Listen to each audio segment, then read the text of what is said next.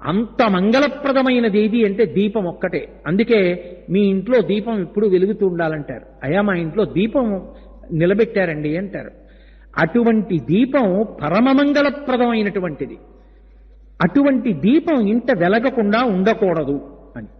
ఏ ఒక్కరోజు దీపం వెలగకుండా ఇల్లు ఉండకూడదు.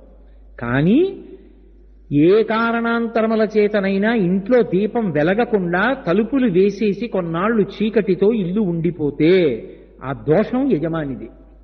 ఎందుకని అంటే ఇప్పుడు నేను వచ్చేశాను అంటే భక్తి ఎక్కడుందండి?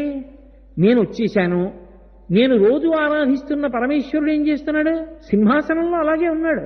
మరి ఆయనకి అన్నం ఏది? వాడు ఉన్నాడన్న భావన ఉంటే మరి వాడికి అన్నం పెట్టాలిగా. అంటే ఓ దీపం పెట్టి, అందుకే ఇంట్లో దీపం పెట్టేవాళ్ళు ఉంటే చాలండి అంటారు. ఓ దీపం పెట్టి ఇంత బెల్లంగడ్డ పెట్టారనుకోండి, నేను ఉన్నానని తలుపు తీసి కాస్త